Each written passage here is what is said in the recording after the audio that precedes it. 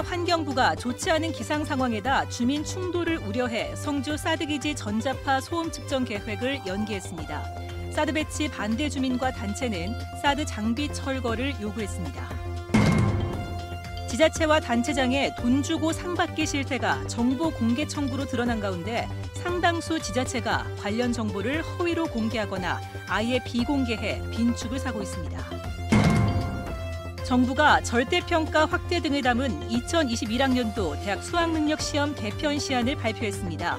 교육 현장에서는 기대보다는 불안감과 우려가 큽니다. 미국 정부가 무역 적자를 이유로 한미 FTA 개정 협상을 요구하고 있는 가운데 경북은 손해를 보고 있어 재협상 시 반영해야 한다는 주장이 나오고 있습니다. 여러분 안녕하십니까? 대구 경북 소식 전해드립니다. 앞서 관련 보도가 있었습니다만 국방부와 환경부가 오늘 성주 사드터에 대한 소규모 환경영향평가를 일환으로 전자파와 소음 측정을 하기로 했다가 돌연 계획을 연기했습니다.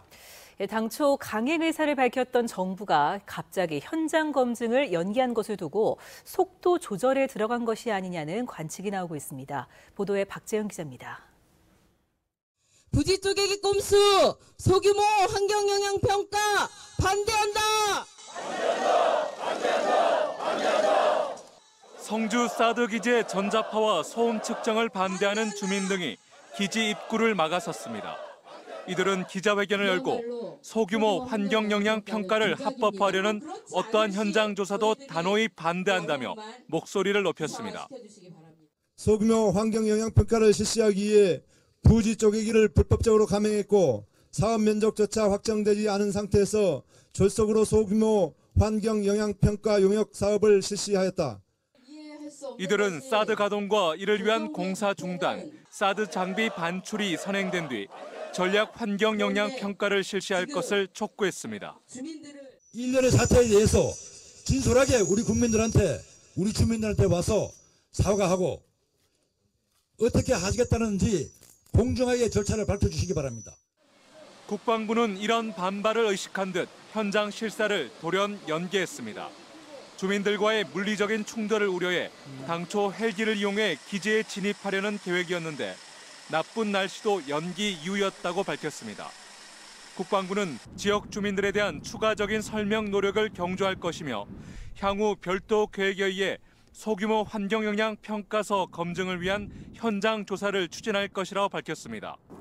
그러나 지난달에도 국방부는 사드 전자파 공개 측정을 추진했다가 주민 반대로 취소한 전력이 있는 데다 청와대가 절차적 정당성을 강조하고 있어 향후 현장 실사 일정을 잡기가 쉽지 않을 전망입니다. MBC 뉴스 박재영입니다.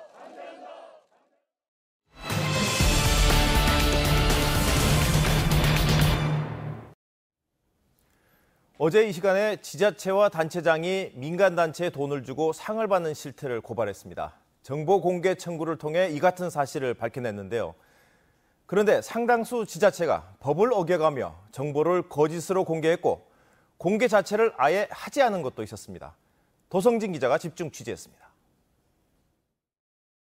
대구 경북 지자체와 단체장 개인이 언론사 등 민간단체로부터 최근 3년 동안 받은 상은 모두 430여 개. 이런 상을 받기 위해 지자체는 홍보비, 심사비 등 각종 명목으로 민간단체에 10억 원 넘는 세금을 줬다고 밝혔습니다. 그러나 이 액수는 추정치입니다. 상당수 지자체가 사실과 다른 정보를 공개했기 때문입니다. 대구 MBC는 대구 경실련과 시차를 두고 같은 내용의 정보 공개를 청구했는데 결과가 다른 곳이 많았습니다. 대구 달성구는 지난해 토마토 축제로 대표 브랜드상을 받았는데 경실련에는 지출한 돈이 없다고 한 반면 대구 MBC에는 모두 538만 원을 썼다고 공개했습니다.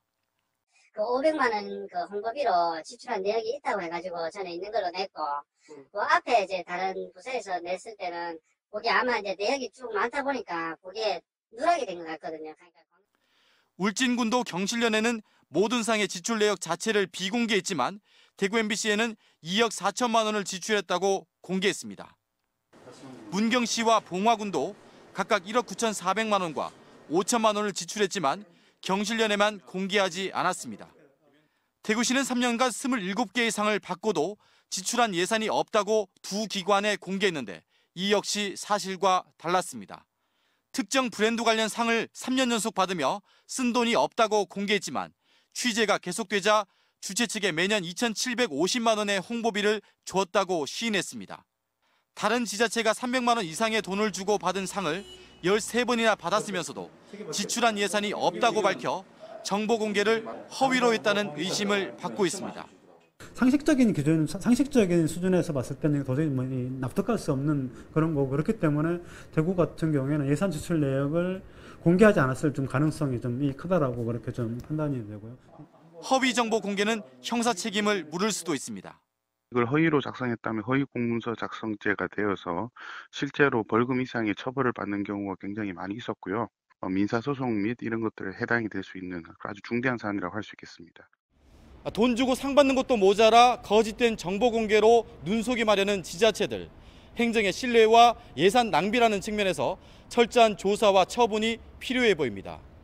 MBC 뉴스 도성진입니다. 정부가 올해 중학교 3학년이 치르게 될 2021학년도 대학 수학능력시험 개편안을 발표했습니다. 절대평가 확대 등 개편안을 놓고 논란이 분분한데 교육 현장에서는 기대보다는 불안감과 우려가 큽니다. 이상원 기자가 보도합니다. 교육부가 발표한 제1안은 수능시험 7개 과목 가운데 국어, 수학, 탐구 선택 3과목을 상대평가로 영어, 한국사 등 4과목을 절대평가하는 내용입니다.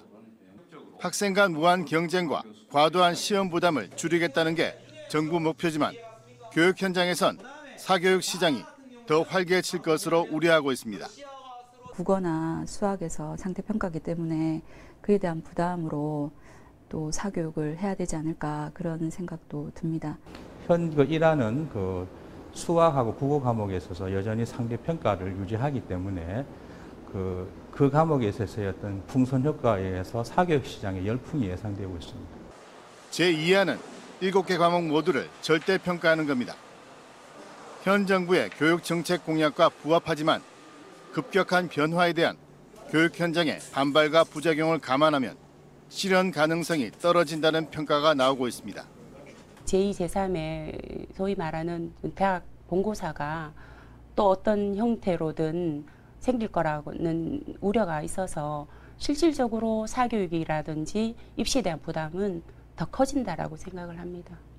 이런 가운데 정부가 공약으로 내걸었던 내신 절대평가 도입도 당분간 현행 상대평가제를 유지하는 쪽으로 가닥을 잡아 당장 내년 고등학교 선발에 영향을 줄 전망입니다. 상대평가가 유지된다면 턱먹고 자사고 지원이 줄어들고 또 지역에서는 탈수승부 현상도 두드러질 수 있습니다.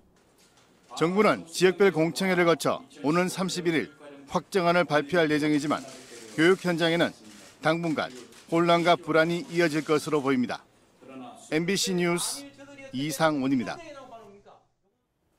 미국 정부가 무역 적자를 이유로 한미 FTA 개정 협상을 요구하고 있습니다. 그런데 미국의 주장과는 달리 한국과 미국 모두에게 이익이었다는 연구 결과가 나왔는데요. 하지만 경북은 유독 손해를 보고 있었습니다. 윤영균 기자가 취재했습니다. 한미 FTA가 발효된 이후 미국에 대한 한국의 무역 수지 흑자는 2배 규모로 늘었습니다. 같은 기간 한국에 대한 미국의 무역 적자는 139억 달러를 기록했지만 한국으로 수출한 서비스 교역까지 포함한 경상수지는 흑자였고 꾸준히 증가하고 있습니다. 특정 분야는 미국이 적자였지만 전체적인 수출과 수입 항목을 따지면 한국과 미국 모두 이익이었다는 의미입니다. 하지만 경상북도는 손해를 보고 있었습니다.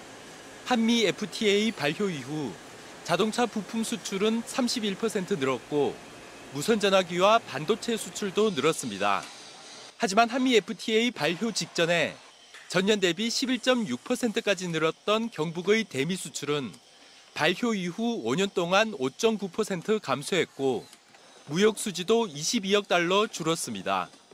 개방을 더 많이 했다는 거죠. 완전 수입 기업 소고기 같은 거라든가 미국 소고기 수입률 점유율이 50% 정도 됩니다.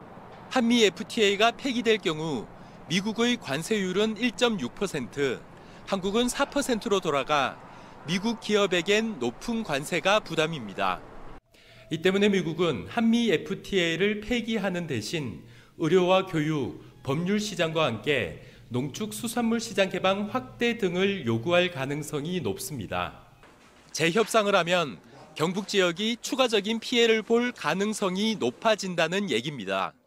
전국적으로 시도별로 이 농업 제품이나 수산물 이런 데 미국에 대해서 수출하는 부분에 대해서 피해 부분을 조사를 해서 재협상 시에 좀 강하게 요청하는 그런 부분들도 상당히 도움이 되지 않을까 이렇게 생각됩니다.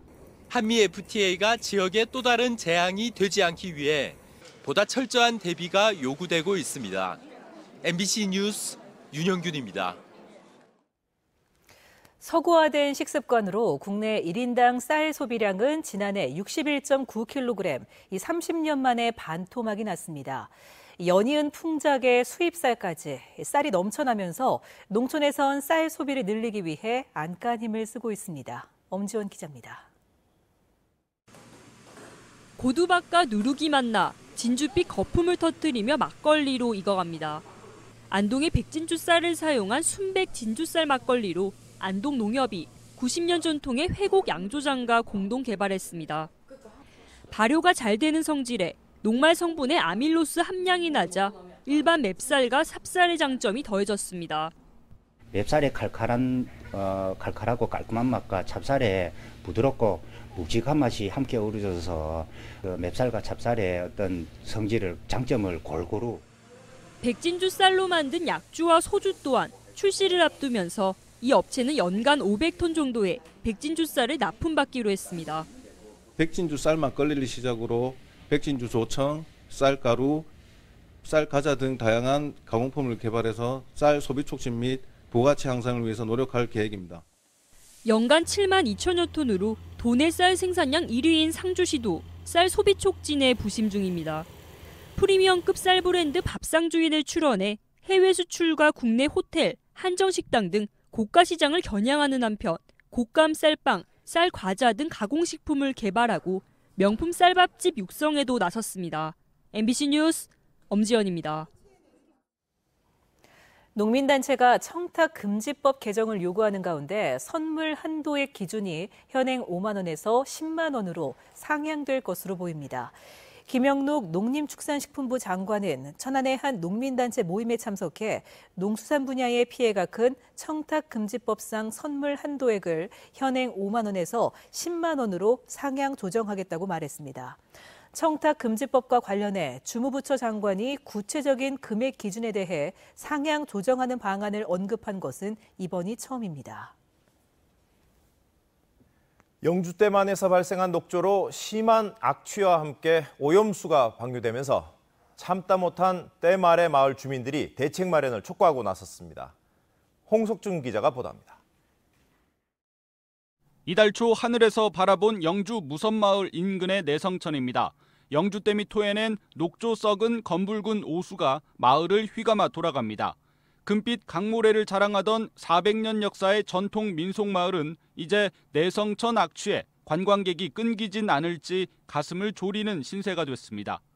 분뇨 냄새도 나고 여러 가지 악취가 많이 나기 때문에 그런 환경이 변화하는 것을 보고 느끼고 수년간 이어진 환경단체의 영주댐 반대 활동에도 말을 아껴왔던 무선마을 주민들이 이제 더는 못 참겠다며 정부와 영주시에 항의하는 기자회견을 열었습니다. 주민들은 수질 관리에 책임이 있는 대구 환경청과 영주시가 내성천 오염에 대해 강 건너 불구경하듯 방관하고 있다고 강하게 비판했습니다. 앞으로 책임 있는 관계기관들에 대해서는 수질 악화의 책임을 물어 민형사상 손해배상도. 지난달 말 영주댐 방류수의 화학적 산소 요구량은 공업용수 기준에도 못 미쳤고 남조류 개체수는 상주보의 최대 18배까지 치솟기도 했습니다. 환경단체가 주도하던 내성천 오염 문제 제기에 주민들까지 호응하고 나서면서 영주댐 환경 문제가 새로운 국면을 맞고 있습니다. MBC 뉴스 홍석준입니다. 경상북도가 자율주행차 선진국인 영국 정부와 상호 협력을 위한 합의각서를 체결하고 자율주행차 운영과 개발에 본격적으로 나섭니다. 합의각서는 지난해 11월 자율주행차 도입 협약의 후속 조치로 자율주행 차량과 고정밀 지도 기술 개발, 안전관리 등의 노하우를 공유한다는 내용이 담겨 있습니다. 이번 협력 체결로 경상북도는 영국 웨스트필드 스포츠카에서 자율주행 차량을 도입해 이르면 내년 3월쯤 울릉도에서 시범 운행에 들어갈 예정입니다. 국방부에 따르면 오늘 오전 11시쯤 공군의 F-15K 전투기 한 대가 대구 제11 전투비행단에서 비행 임무를 마치고 착륙하던 도중 활주로를 이탈했습니다. 이 사고로 전투기에 탄 조종사는 무사했지만 전투기 기체 아래쪽 랜딩 기어 부분에 손상이 생긴 것으로 알려졌습니다. 군 관계자는 여러 가능성에 대해 조사하고 있다고 밝혔습니다. 5조 원대 유사수신 사기 범행을 저지른 조이팔 조직의 2인자 강태용에게 법원이 항소심에서도 징역 22년을 선고했습니다. 대구고법 형사 1부 박준용 판사는 사기와 횡령, 뇌물 공여, 범죄 수익 은닉 등의 혐의로 기소된 강태용의 항소심에서 원심과 같이 징역 22년과 추징금 125억 원을 선고했습니다. 재판부는 범행 핵심 공범으로서 역할이 인정되고 중국으로 도주하면서 피해 회복 노력도 하지 않아 이같이 선고한다고 밝혔습니다. 전교조 경북지부는 성명을 통해 세월호 시국선언 참여 교사의 부당 징계를 중단하라고 촉구했습니다. 전교조는 구미교육지원청이 지난 2014년 세월호 참사 교사 시국선언을 했다는 이유로 기소 유예 판결을 받은 교사 2명에게 부당 징계를 강행하고 있다고 비판했습니다. 또 세월호 참사 교사 시국선언은 아직 사법적 판단이 나지 않았고 서울과 경남 등 5개 교육청은 징계 절차를 중단한 바 있다고 주장했습니다. 안동 시내버스가 전면 파업에 들어가면서 안동시가 비상소송 대책을 가동하고 있습니다. 안동시는 전세버스 60대와 관용차 30대 등을 대체 투입하고 택시 부재를 해제했습니다. 비상 운행에 따라 순환 노선의 배차 간격이 이전보다 2배로 늘어났습니다. 대형 버스를 운행하지 못하는 지역은 읍면사무소의 관용차를 이용해 수요 응답 방식으로 운행됩니다. 폭염이 길어지면서 경북 지역 무더위 쉼터에 냉방비가 지원됩니다. 경상북도는 도내 1,300여 곳의 경로당과 마을회관 등 무더위 쉼터에 재해보호기금 4,700만 원을 전기요금으로 지원하기로 했습니다. 대구 경북 소식이었습니다.